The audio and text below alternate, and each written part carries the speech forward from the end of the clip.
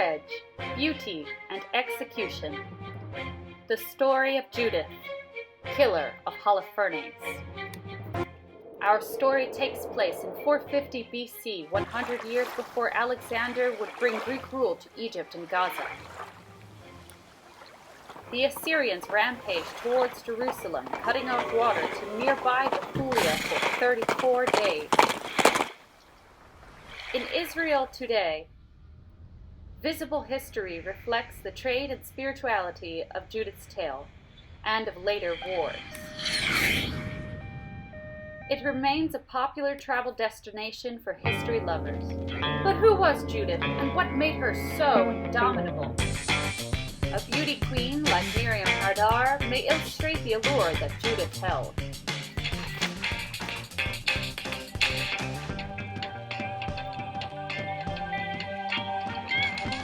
Other Israeli beauty queens may also provide a picture of Judith.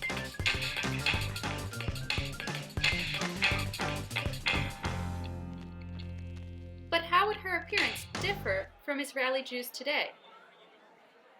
Forensic science and a prehistoric skull may help visualize history, as may composite imagery and beauty ideals.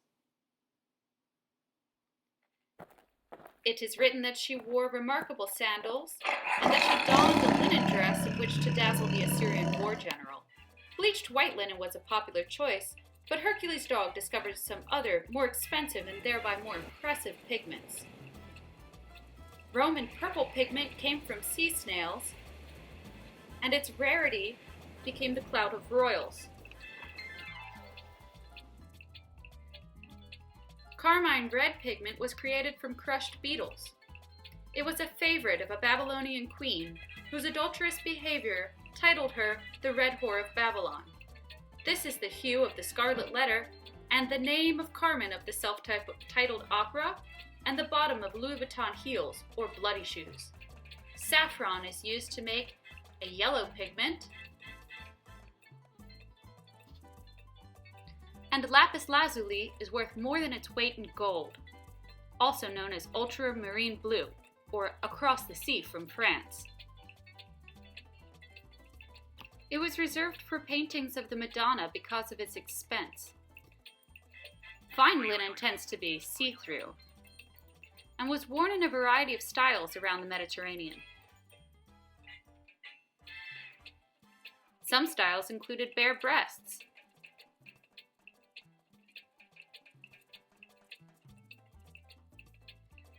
But besides her clothing, what did she do with her hair? There were many options to choose from. It is written that she donned a tiara. Here are some examples from around the region.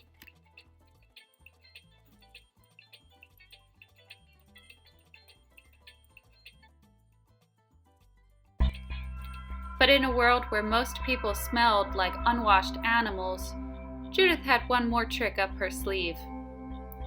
From Persian gardens comes the piney scent of cypress evergreen perfume, symbolic of mourning and used to fumigate cremations. The wood was also used to construct Noah's Ark and the temple. Calamus has a sweet, spicy wood scent, and the pomegranate flower becomes the fruit of the promised land. Myrtle blossoms and berries symbolize and smell like the Garden of Eden, sweet and fresh, and are sacred to Aphrodite.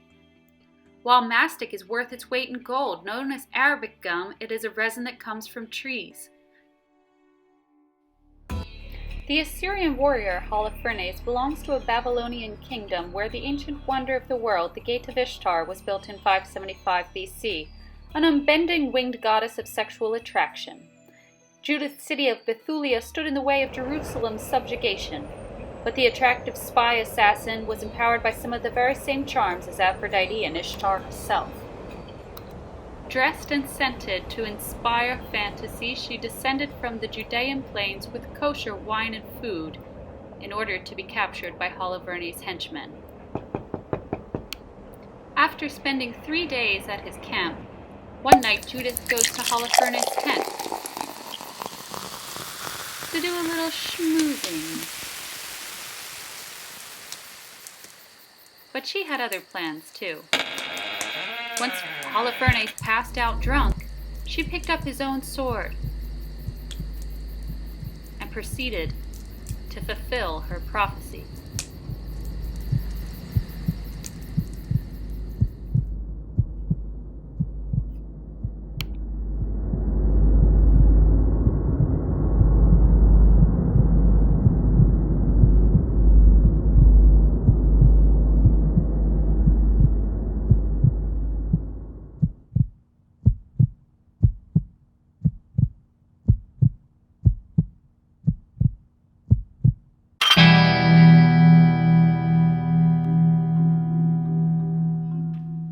Judith had single-handedly executed Holofernes, saved Jerusalem and Bethulia.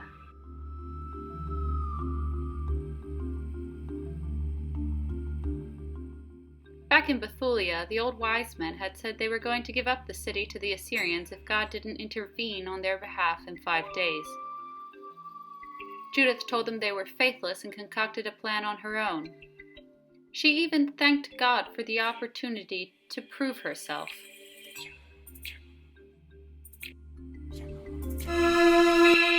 Now Judith had one other very large problem.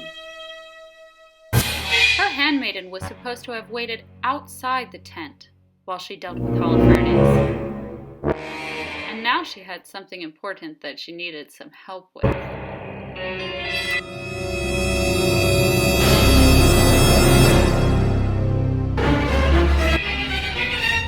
By the grace of God, she had beheaded Holofernes in his own camp, outside of the city of Bethulia. And now she just needed a little help from her best friend to get rid of the body.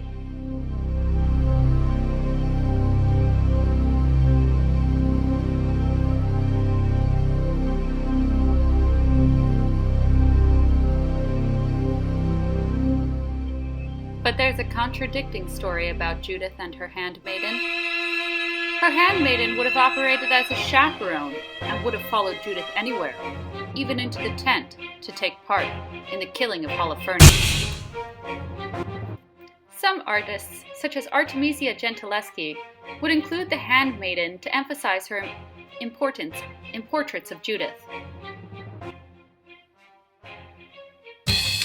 Now that the deed was done, the two women had a new problem. How were they going to get the head out of the encampment and back to Bethulia so that they could prove Holofernes was indeed dead? Like a good friend, the handmaiden said, "Here, put his head in my handbasket."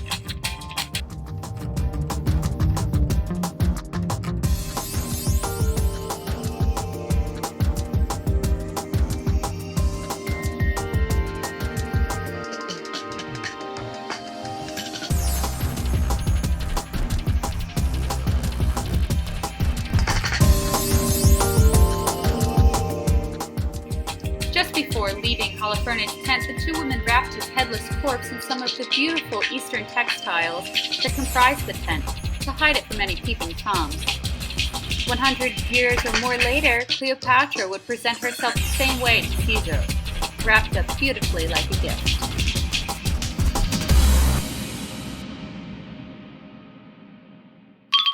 After executing a deed that would have exhausted any gorgeous goddess, the two women raced home in the night to Bethulia, where they slammed on the gates, and Judith displayed her prize. Holding the head by the hair, she wagged it at the encampment. And for 3 months, the people celebrated her work, and she received praise, usually reserved for prophets. Though Judith was a widow and not a virgin, she was careful to let the elders know that she had not been disgraced by Holofernes.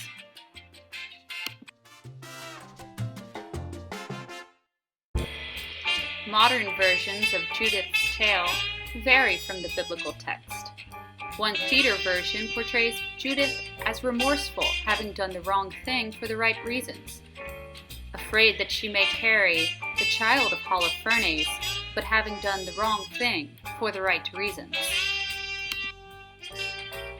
How do we remember and respect this bold woman who used every tool she had access to get the job done?